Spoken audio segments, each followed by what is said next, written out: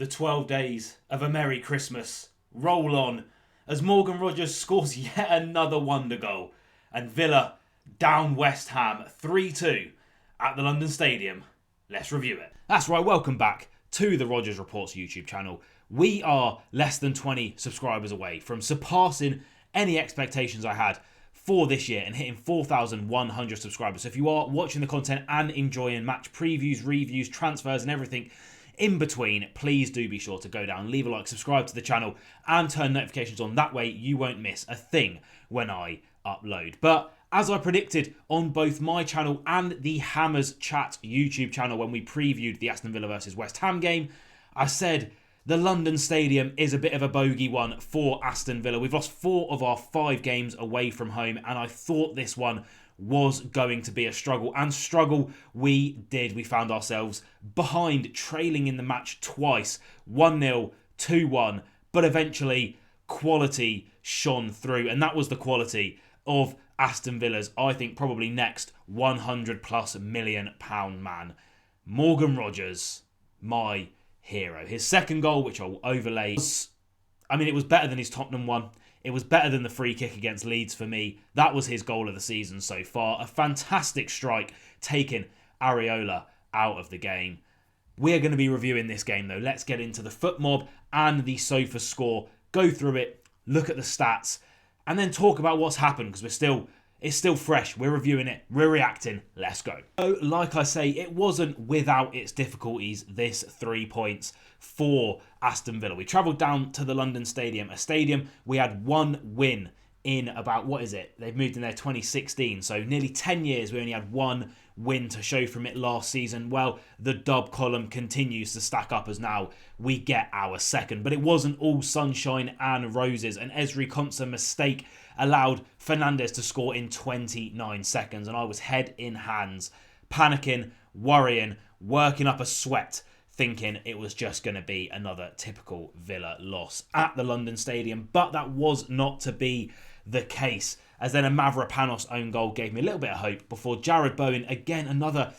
Ezri Konsa had a difficult one today. He got back and made a defensive header, but he just didn't bust enough of a gut, if I can get my words out, for me, in getting back in line with the defence. And he played Jared Bowen onside to poke home a wayward shot, I think from Somerville, I can't remember.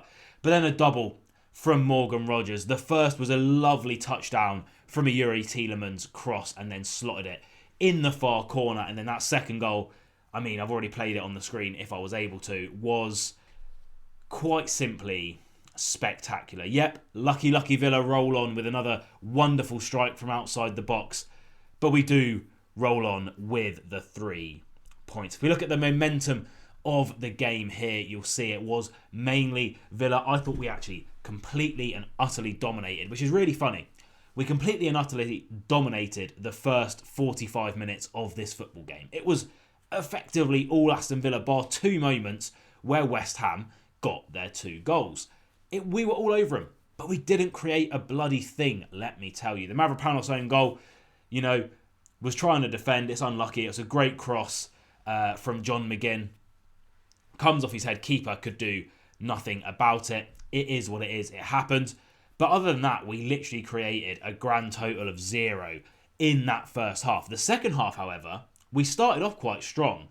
Then I thought West Ham grew into the game and actually got the better of us in that second half and were probably unlucky to come out of this game with 0 points. But we did get the 2 goals. That's the timeline there. In terms of West Ham, if we quickly go through their team, obviously I will be doing my own player ratings on the channel just in another segment. We're going to look at the sofa score as well. But a couple of standout performers. And again, if you watched my preview, both on this channel and on the West Ham Hammers Chat channel, you would have known I picked out a couple of players I thought were really, really key for West Ham. And that was this man there, Fernandes. I thought he had a really, really good game. And he scored after 29 seconds. That's pretty good, isn't it? And then the other one that I picked out was Jared Bowen, because he's been their standout player. That one isn't as much of a sly pick, is it? Everyone's going to pick Jared Bowen as the standout player for West Ham. And I thought, yeah, he was, right? Scored another offside goal. That was lucky.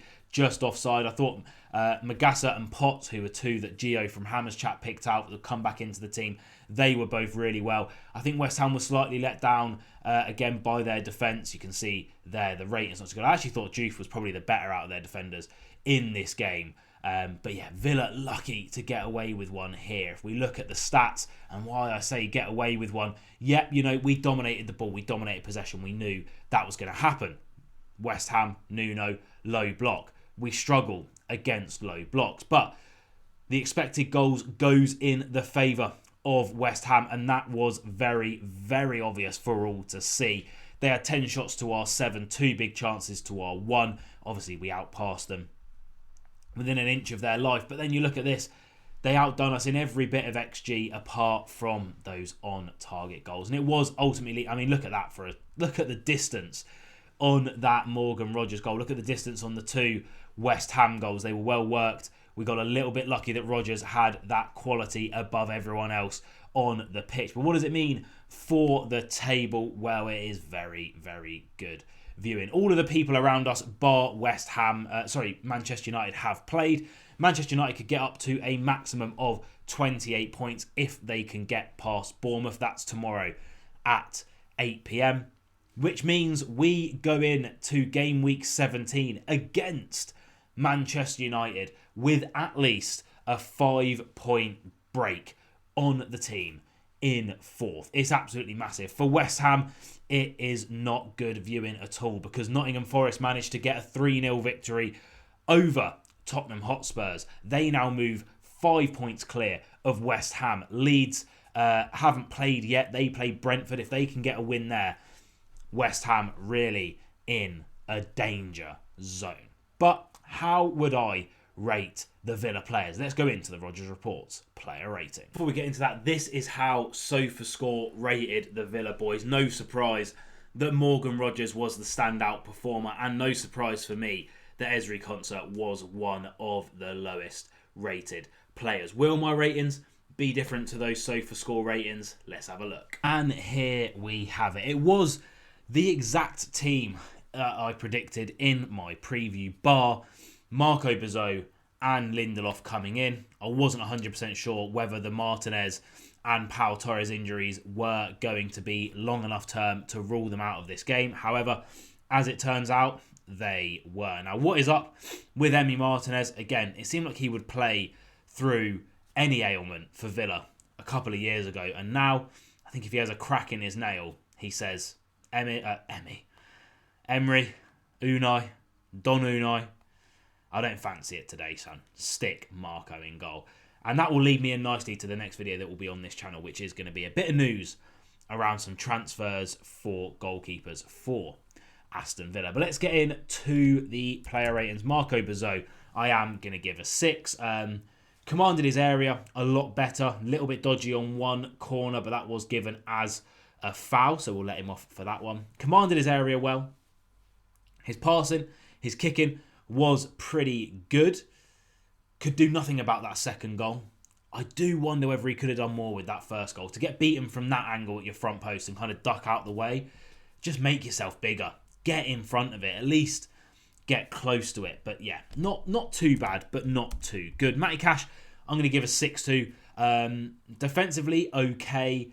He had his hands full with Somerville for 90 minutes. However, just a couple of misplaced passes from me for Cashy today. Uncharacteristic of him this season, but not his best game in the world. And then Ezri Konsa, I'm going to have to give a 3 to Ez this game. He did have some good phases of play in build-up for Aston Villa, but that goal in the 29th minute, you just need to know when to just absolutely thunder the ball into row Z. And it was a bad mistake, and he knew it. He was head in hands, and then not getting back quick enough for West Ham's second goal, playing Jared Bowen onside.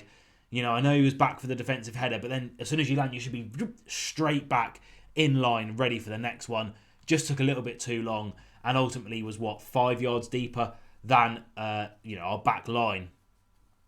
And it did ultimately cost us 2 goals today. Now, Lindelof, I am going to give an 8. I mean, I'm really impressed with how Lindelof has come into this team and settled in, and he's been called upon to cover Pau Torres, who is injured, which is exactly what we got him on a free transfer to do. Got an assist today.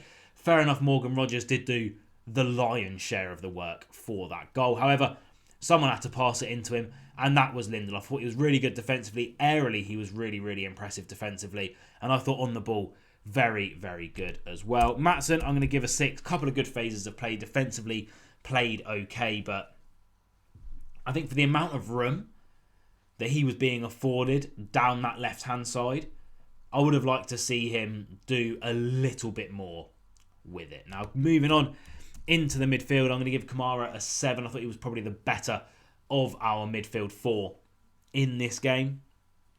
Breaking up play, lovely passing in there as well. No mistakes that I can think of off the top of my head. Very nice performance from him. Moving over to the right-hand side of midfield and McGinn, I'm going to give a 6. Battled away, put the ball in to get us equal to 1-1. But just not a typical John McGinn game. Everyone was a little bit off of it. We struggle against low blocks, something that we're going to touch on in the final segment of this video. Not the best from Super John McGinn. And Nana, I'm going to give a 6 as well. He was okay, but I just see this game, I saw him pulling out of a few tackles and 50-50s, and you're in that midfield to be our destroyer. So do that, you know? And he was the one that eventually did get hooked. Rodgers, you can't score 2 goals that were such good quality for such different reasons and drag a team to 3 points without getting 10 and without getting my man of the match, Morgan Rogers. What a man. That second goal, absolute thing of beauty. Tielemans, I'm going to give a 7. Another good midfield performer. Again, I think it helped us out in the first half when he played a little bit further forward. However, that low block, struggled, adapted, moved him back a little bit, and again, his quality shone through in the moments that it needed to. Got the assist for Rodgers' first goal. That's enough said. Now, Watkins, oh my lord. I'm going to have to give him a 2. You know, the first goal, he missed his header, got lucky, Mavropanos, own goal. And I know some people might say, well, he had to make that run and be a nuisance. Literally any striker in the Premier League would make that run and try and get their head on the ball. Do you know what I mean? Otherwise, his general play, his hold-up play, his passing, there was a few attacks where he got the ball and just literally passed it back to West Ham. Really, really poor. And ultimately, look, we got the 3 points. It's exactly what we needed to do.